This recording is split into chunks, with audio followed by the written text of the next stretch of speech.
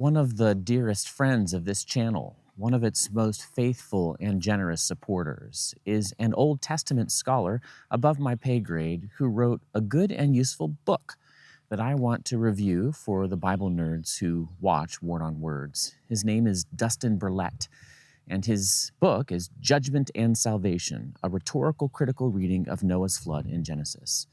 Dustin has real linguistic skill and a diligent ability to read reams of literature on given topics.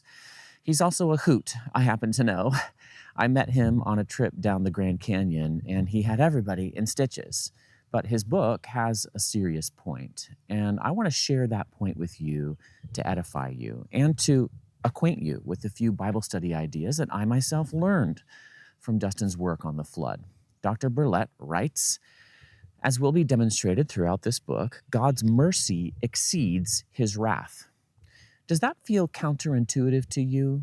The flood is about God killing almost every human being on the planet and almost every animal because of the extreme wickedness of mankind.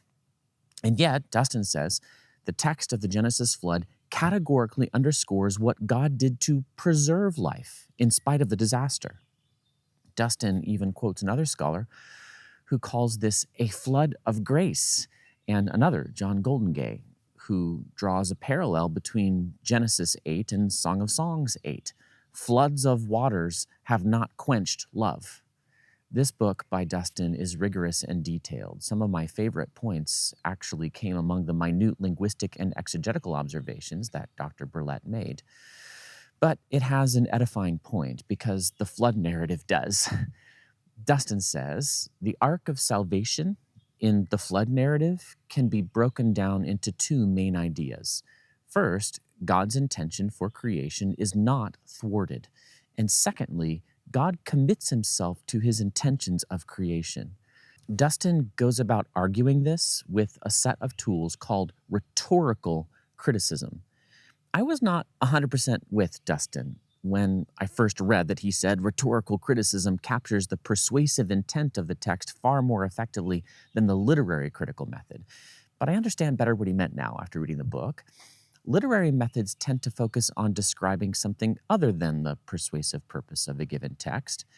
I'm still not 100% with Dustin on that statement because I don't cut a hard line between the two sets of tools, rhetorical critical and literary critical. But I have to say that before I read this book, I was almost all the way on the other side, seeing little, if any, value in rhetorical criticism.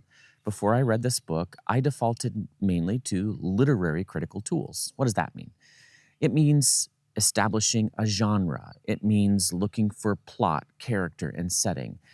It means finding the theme, the thought flow. It means naming the imagery, and especially the literary devices used by various biblical writers.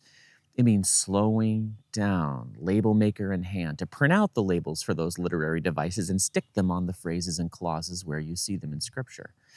It means patient, slow reading. I had not previously done a deep dive into rhetorical criticism. To me, that set of tools meant technical labels, often very ancient ones, applied to texts written by authors who maybe weren't thinking in these categories.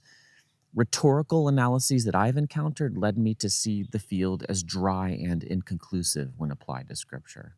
I obviously once saw less value in rhetorical criticism than I do now after reading this book. Dustin showed me that you can look for tools of rhetoric, which are simply tools of persuasion, in a careful way that yields results. He shows that rhetorical critical tools are another means of careful Bible reading, a complement to literary tools rather than a competitor to them.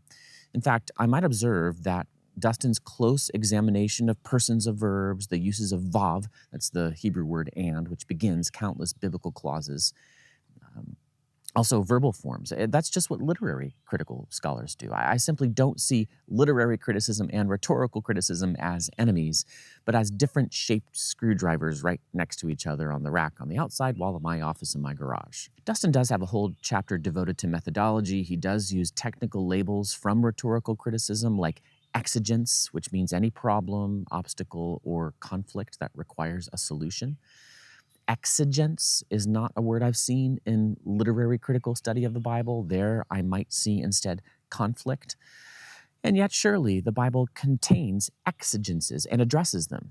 Dustin quoted another scholar who pointed out that the text of Scripture derives much of its significance from its ability to speak persuasively to audiences in situations far removed from its original exigence. I like that. That's true. It's part of the genius of God's Word. This is one reason that Dustin can call the biblical text worldview formative rhetoric. Dustin is a diligent quoter, and I found myself highlighting a fair number of his quotes. I read the book in logo, so I wasn't going like this, I was going like this. I bought it with my own money. One of those quotes came from a favorite of mine, Kevin Van Hooser, who said, "A narrative displays a worldview and interpreted the world. In addition to relating a series of events, authors take up an attitude towards it. Narratives are powerful instruments for shaping the way we see, imagine, and think about the world."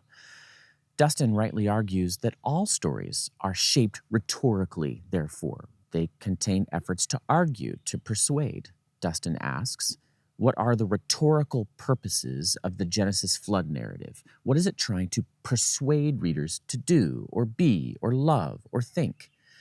Moses had reasons for writing this story to the original audience, which, as Dustin points out, were the Israelites who survived the wilderness wanderings and crossed the Jordan River under Joshua's leadership.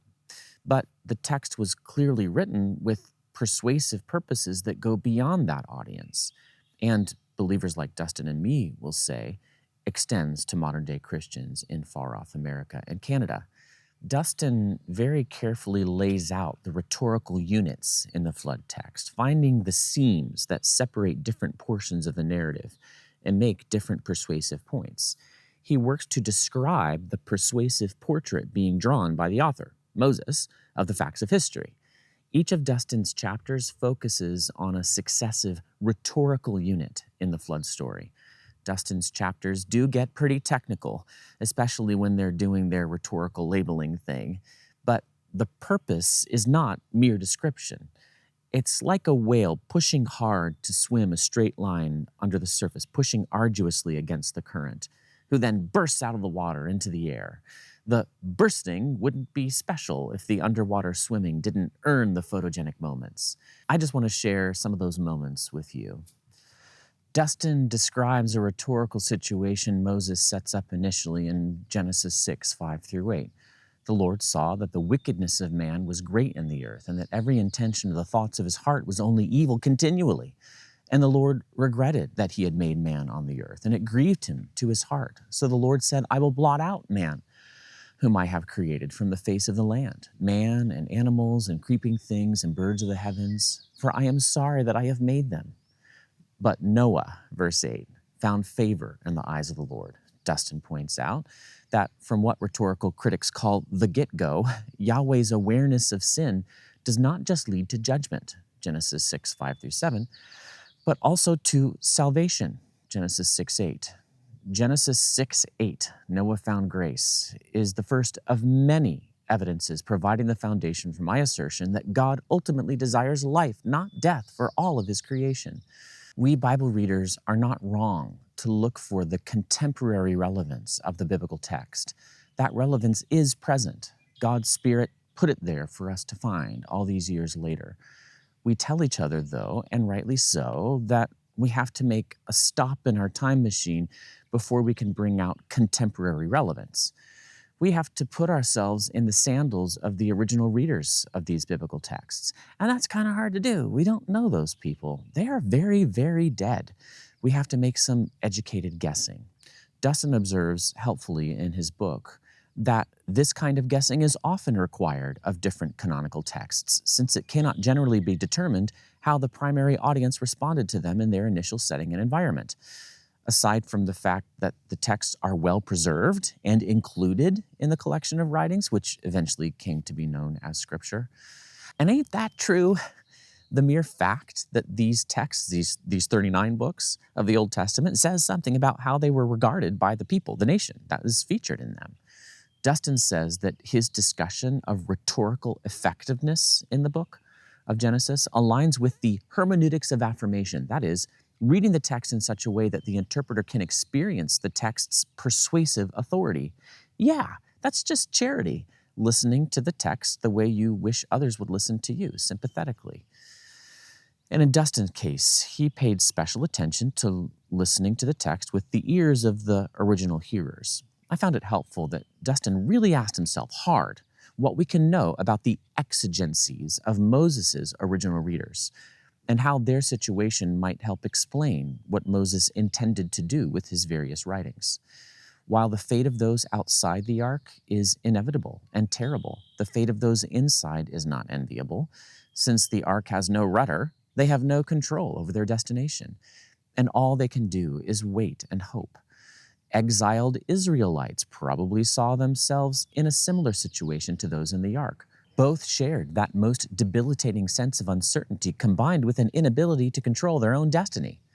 Dustin used a nice little hedge, probably, because we can't know this with certainty. But putting oneself in the shoes of others is hard and helpful work when done well, and Dustin did it well. Dustin mentions the common practice of looking underneath the stories of the Pentateuch for their supposed sources. He doesn't do this kind of work. His work demonstrates why that kind of work is, and these are my words, not Dustin's, why that kind of work is silly and pointless. It's really rather simple. Dustin says that his work lends support to theories of the rhetorical cohesion of the text. This is the straightforward scholarly way to say such things. One must be modest, but Dustin is my friend, and I don't have to hew to all of the academic niceties. So I wish to add, booyah, like no duh, the story holds together. I share Jesus' opinion that it was written by one man, Moses, with the authority of God's Spirit. Of course it holds together. A little aside here before I conclude, Dustin, as I said, is a rather humorous individual in real life outside books. And I can't say that dissertations as a literary genre are generally known for their humor. It's hard to slip that past one's supervisor, but Dustin managed it at least one time. I laughed out loud when I read this. Given the unique terminology shared by the Bible and the ancient Near Eastern flood texts, it is thought-provoking to consider, and here Dustin quotes another scholar, which is one of the only ways you can get away with humor in dissertations. There is no evidence to suggest that the Ark in Genesis recapitulates sacred space. The rectangular dimensions suggest instead that it recapitulates the standard shape of boats. I love that. I also loved the love lavished on linguistics in Dustin's book. Somebody needs to do the hard work of comparing Hebrew to other ancient languages so that we can sharpen up our understanding of various obscure terms in the Hebrew. For example, have you ever wondered what gopher wood is? That's what the King James Version and ESV and many other translations have God telling Noah to make the ark out of, gopher wood. Until I read Dustin's book, I assumed it was some specific tree species in the Middle East that I hadn't heard of. Dustin clarifies, a transliteration of the Hebrew term gimel pei resh yields gopher, hence the rendering of gopher wood in many different English versions, and Dustin helpfully lists out a bunch of them like dissertation writers are supposed to do. But, he says, the exact nature of the wood is uncertain. This means that what most translators have done in English for a long time is just transliterate the Hebrew word. They don't even guess. The Geneva Bible translators did guess. They said pine. Jerome and the Latin Vulgate went with smooth wood for reasons I simply don't know. Okay, so I really like these little tidbits that Dustin discusses. He talks very carefully through the dimensions of the ark, for example, the specific Hebrew word for flood, and many other tiny points of interest that would make for good color in an expository sermon series on Genesis. My dear friend and brother, Dustin, repeats his purposes multiple times in the book. This book contends that texts of the Noachian deluge narrative categorically underscore all God did to preserve life in spite of the disaster, despite the picture of devastation that the narrative depicts. The prominent emphasis of the text is on deliverance and redemption. That is, salvation, not judgment. The focus of the Genesis flood is acutely bent toward God's salvific rather than punitive purposes. Dustin writes, by means of the covenant God implemented with Noah, his sons, and all of creation, including representatives of the entire animal kingdom within their kinds, the text of Genesis communicates how all life is precious to God. Though judgment for sin is certain and the penalty for disobedience is grave, whatever befalls the earth, it will always teem with life, for God is gracious and merciful. This is the God of the Bible. He takes sin seriously, deadly seriously, and he's full of mercy. I'm grateful to my friend Dustin for rigorously reminding me of these truths from the text of the Genesis flood story.